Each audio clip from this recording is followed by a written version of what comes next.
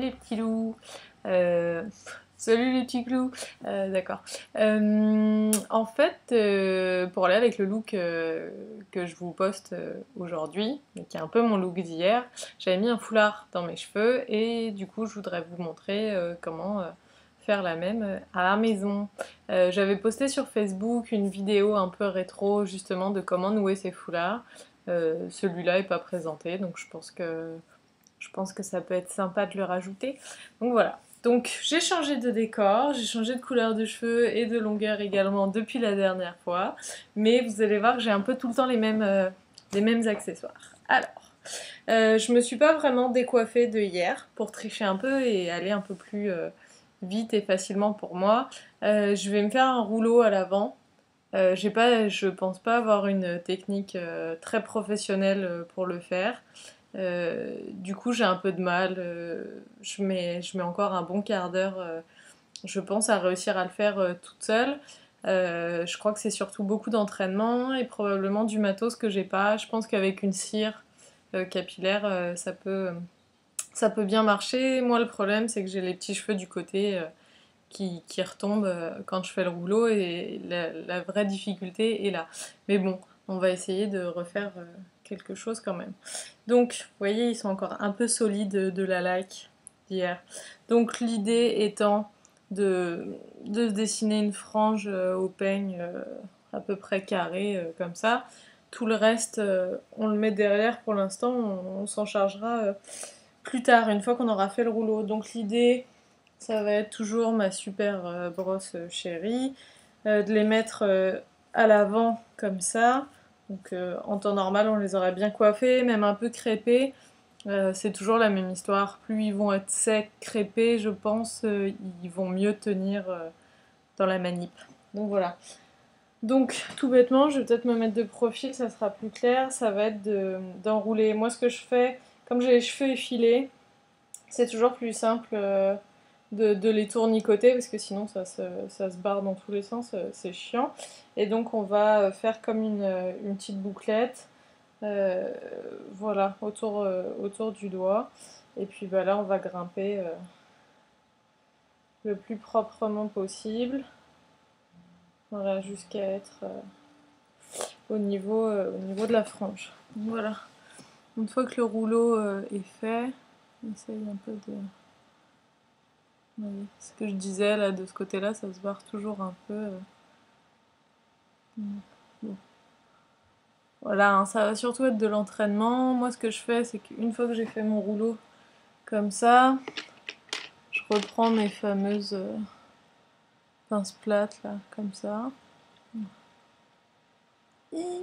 Et puis je vais la glisser en dessous pour essayer de tenir les cheveux le mieux possible.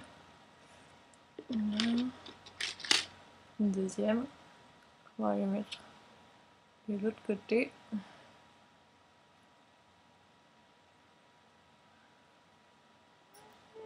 Voilà, mon gros problème étant que j'ai toujours une petite mèche à un moment ou un autre qui se barre. Je pense qu'on doit pouvoir acheter comme des rouleaux pour mettre dedans, mais j'avais acheté comme des rouleaux pour faire la permanente. Mais pour tout vous dire, ça se voit. Alors je pense qu'il faut trouver autre chose, soit des petits boudins, soit je ne sais trop quoi. Bon.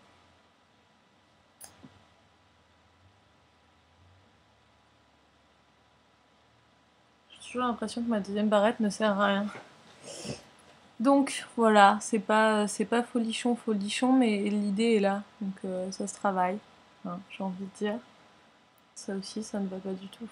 Bon. Donc une fois qu'on a réussi son rouleau, vraiment je pense qu'avec de la cire, ça doit beaucoup mieux tenir, le cheveu doit être un peu moins sauvage et du coup ça doit avoir un rendu pas trop mal. Bon, c'est quand même pas pire, comme on dit ici. Donc voilà, une fois que t'as ton rouleau, t'hésites pas à le laquer. Quoique si t'as mis de la cire, pareil, je pense que t'as moins besoin de jouer de la laque, mais bon, voilà. Moi je mets une tonne de laque, comme ça bouge plus et on est content. Donc voilà, ça c'est bêtement ton rouleau pour faire ta frange de côté. Après tu peux jouer avec, moi j'aime bien le mettre comme ça, j'ai le sentiment d'avoir une petite frange, moi qui peux pas en avoir à cause d'un épi. familial qui se cache par là. Donc voilà, mais tu peux le rouler sur le côté, tu peux même l'aplatir comme ça et mettre comme la rosace ici. Voilà, j'ai envie de dire, use de ton imagination quoi. Donc voilà. Ensuite, on a deux possibilités. Soit on a envie d'avoir, si on a un beau cheveu bouclé, soyeux, on peut le laisser lâcher. Donc juste tu le démêles un peu. Moi, c'est ce que j'ai fait hier. Je les ai laissés lâcher, comme ça. J'ai pas forcément les cheveux très beaux en ce moment. Bon. Voilà, ça marche. Sinon, tu peux toujours refaire le fameux chignon banane que je t'avais appris à faire il y a longtemps, si tu te souviens de mes vidéos. Voilà, tu vois, tu peux aussi faire comme ça. Hop, tu mets comme juste deux épingles pour le tenir. Là, ça n'a pas vraiment d'importance que ça soit beau. C'est juste que ça tienne et que ça soit pas trop volumineux, puisque de toute façon, ça va être caché dans le foulard. Donc voilà, tu peux faire ton chignon banane comme ça, mais donc ce n'est pas la coiffure que j'avais hier, donc on ne va pas faire exactement ça, mais voilà, c'est une possibilité. Donc, tu gardes tes cheveux lâchés, hop là, voilà, donc le plus lisse possible. Enfin, lisse possible, forcément, j'ai les cheveux lisses, alors j'essaie qu'ils soient bien lisses, mais s'ils sont bouclés, ça marche pareil. Et tu prends ton foulard. Alors, le mieux, s'il est grand, c'est assez chouette parce que tu vas avoir de la marge pour faire un beau nœud. Tiens, je vais reculer un peu pour que vous voyez mieux. Donc voilà, donc tu le plies en triangle, comme ça. Et alors là, donc arrive ce grand moment de solitude. Tu vas mettre la pointe un peu sur ton crâne. Tu vas mettre ça dans ta nuque. Et puis bah, tu remontes pour faire un gros nœud. Là, tu fais hop là, le début de ton nœud, comme ça. Serre pas trop parce que tu vas voir, ça va avoir tendance à glisser et se barrer, c'est assez énervant. Donc là, tu es ridicule, ça ressemble à ça. Voilà. Donc tu débrouilles pour que ça couvre un peu tes oreilles, parce que sinon ça marche moins.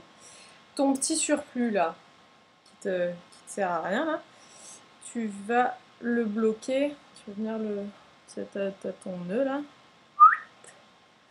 Hop là, tu peux revenir le cacher là-dedans, comme ça déjà, ça. On s'en fout, on s'en occupe plus. Donc là, on en est là.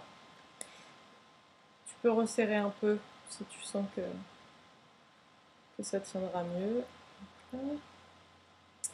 Ah, c'est tout sorti. Voilà. Hop. Voilà. Donc avec ce qui reste, c'est là que tu fais ton nœud. Un peu comme tu fais tes lacets, tu fais ton nœud. C'est pas plus compliqué que ça. Essaye de le faire... Bon bah là, du coup, il est très grand. Essaye de vraiment justement faire des petites oreilles. Donc, tu retires comme ça. À bien le resserrer. À le réduire à chaque fois si tu veux. Voilà, alors ton surplus, l'idée étant d'aller le cacher par exemple par là. Si tu n'es pas trop handicapé comme moi, tu devrais t'en sortir. Bon là, je veux vraiment le glisser tout le long de la tête pour pas être embêté. Hop là. Pareil de l'autre côté.